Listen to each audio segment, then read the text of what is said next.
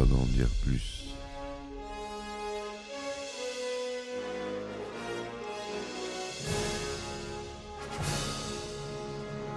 Eh ben attendez, on est en France. Allez, cul sec. Hop.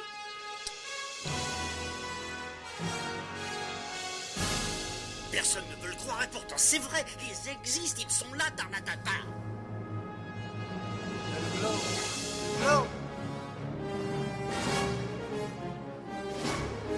Il faut qu'on pète.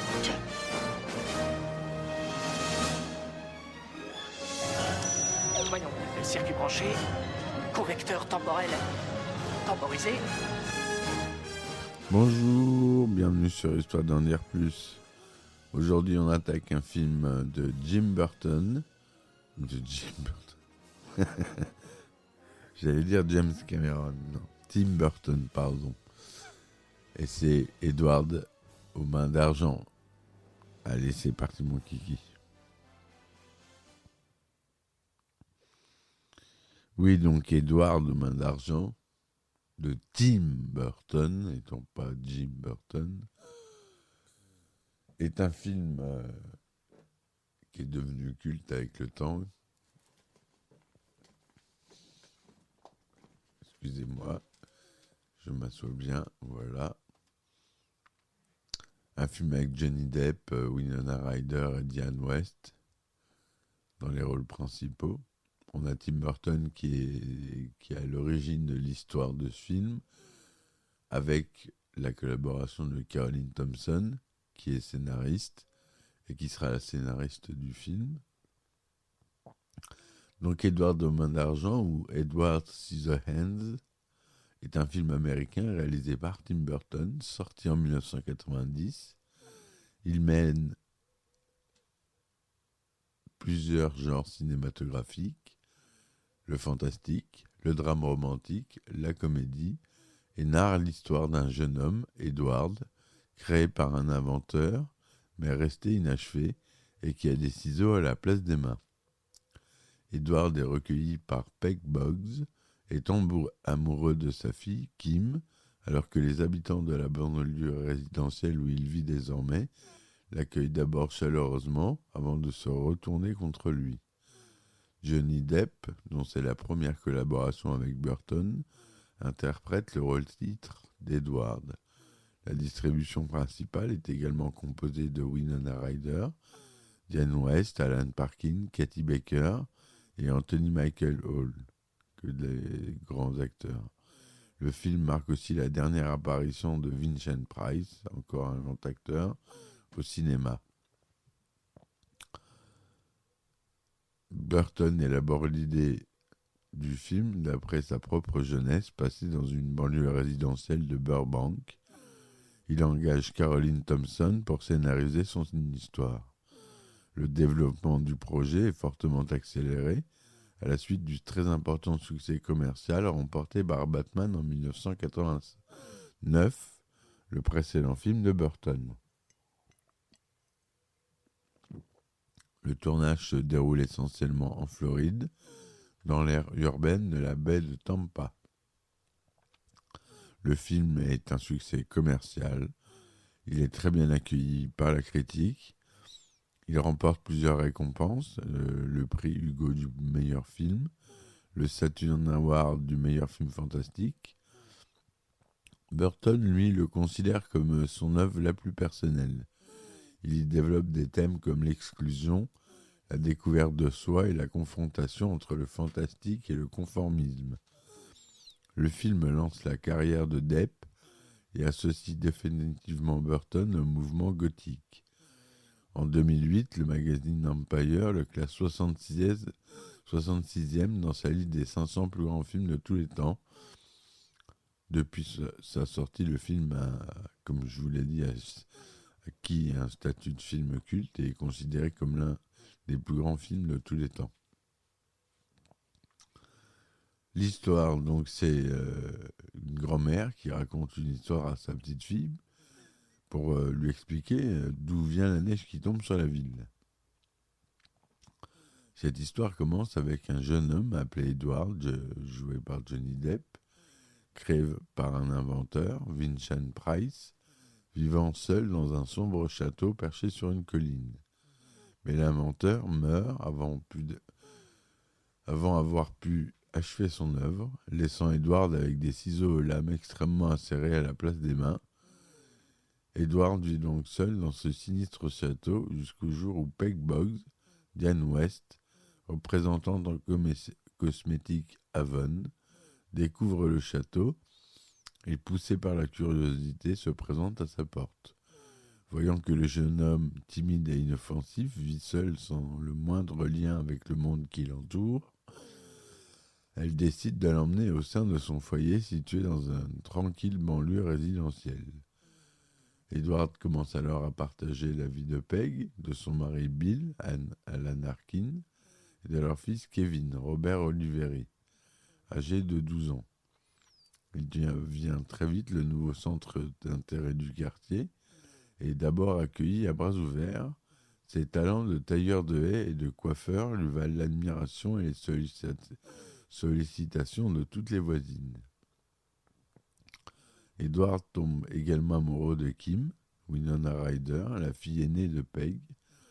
Les seuls résidents qui éprouvent instantanément de la répulsion pour Edward sont Esmeralda, jouée par Holland Jones, une fanatique religieuse, et Jim Anthony Michael Hall, le petit ami de Kim. Joyce, Katie Baker, une amie de Peg, très entreprenante, tente de séduire Edward, causant un accès de panique chez le jeune homme.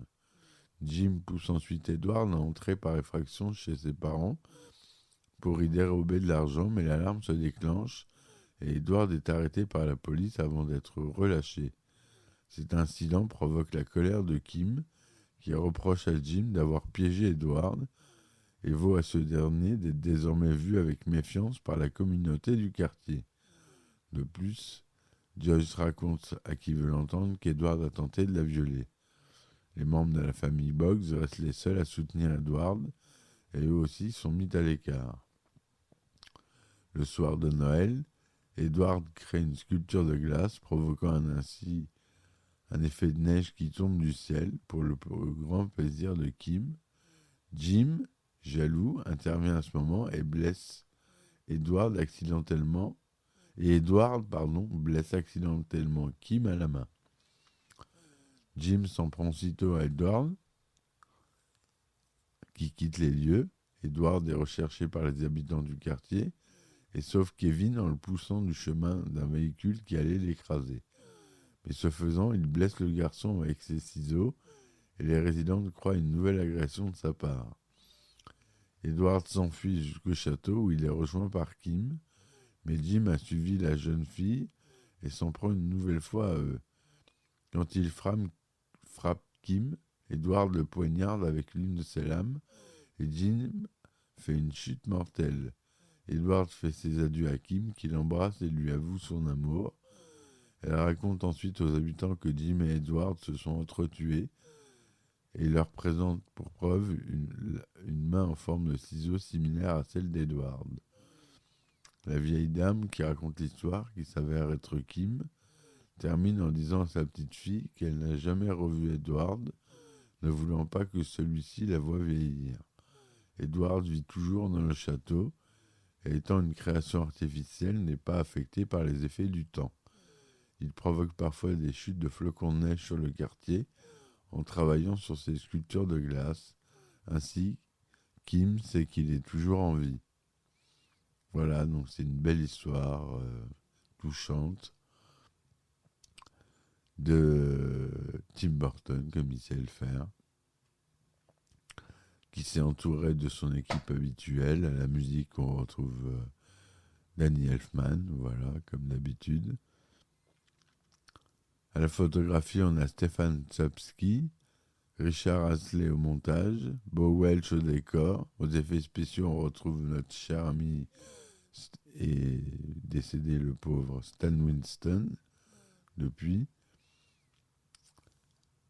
À la production, on a Tim Burton et Caroline Thompson en tant que producteurs associés pour Caroline Thompson. Sinon, c'est la 20th Century Fox qui produit. Le budget est de $20 millions. Il est tourné en couleur 35 mm 1,85e son Dolby SR. Il dure 105 minutes. Il est sorti aux États-Unis le 14 décembre 1990 et en France le 10 avril 1991. L'idée du film trouve son origine dans un dessin représentant un homme avec des ciseaux à la place des mains, réalisé par Tim Burton pendant son adolescence et reflétant ses sentiments d'isolement et d'incapacité à communiquer avec les autres habitants de la banlieue résidentielle de Burbank, où il demeure. Au sujet de Burbank, Burton affirme « Il y avait quelque chose d'étrange qui planait dans cette ville. Les gens étaient amicaux, mais uniquement en surface, comme s'ils étaient forcés à l'être. » En 1987, alors que Burton est dans la phase de pré-production de Beetlejuice, il engage la jeune romancière Caroline Thompson pour écrire le scénario d'Édouard de Main d'Argent d'après son ébauche d'histoire. Impressionné par le premier roman de Thompson, Firstborn, l'histoire d'un fœtus avorté qui revient à la vie, Burton pense également que ce roman contient un mélange d'éléments fantastiques et sociologiques qu'il désire mettre en avant dans son projet. Thompson et Burton s'entendent immédiatement très bien et Thompson écrit son scénario comme un poème d'amour à Burton, dont elle parle comme étant de toute personne qu'elle connaît celui qui s'exprime le mieux tout en étant incapable de construire une seule phrase. Pendant que Thompson s'attelle à l'écriture du scénario, Burton commence à développer le projet avec Warner Bros, société de production avec laquelle il a déjà collaboré sur ses 2 premiers longs-métrages. Mais 2 mois plus tard, les dirigeants de la Warner, qui ne sont pas enthousiasmés par le projet, vendent les droits à la 20th Century Fox. Mais le studio, lui, accepte quand même de financer le projet en accordant à Burton un contrôle absolu, ce qui est assez rare à l'époque, pour tout ce qui est aspect créatif. Le budget est estimé aux alentours de 8 à 9 millions de dollars. On a dit qu'il a eu un budget de 20, pardon. Il a l'occasion de réaliser le film qu'il veut, et plutôt que de mettre tout de suite dans son chai la suite de Batman, comme le souhaiterait la Warner Bros., il choisit de réaliser Edward, aux mains d'argent.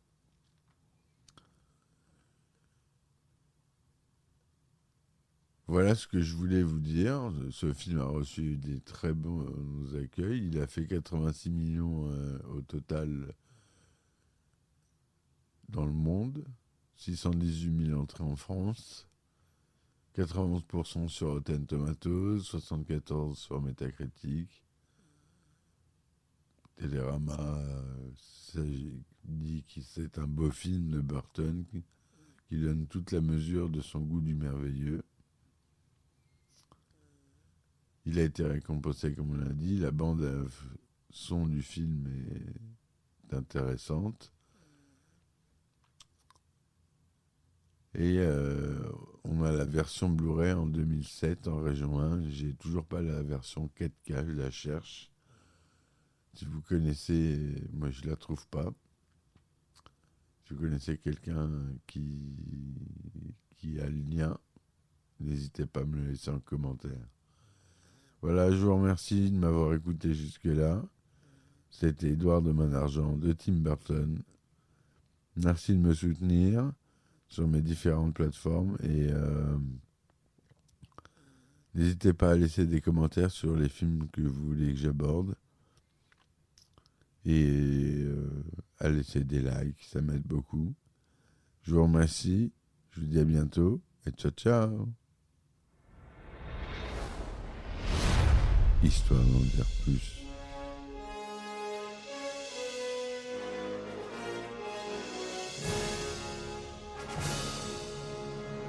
Eh ben attendez, on est en France. Allez, cul sec. Hop.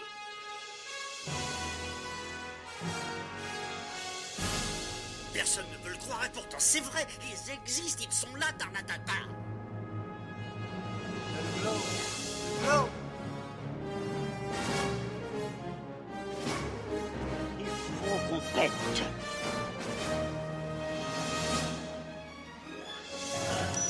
Voyons, circuit branché, convecteur temporel temporisé,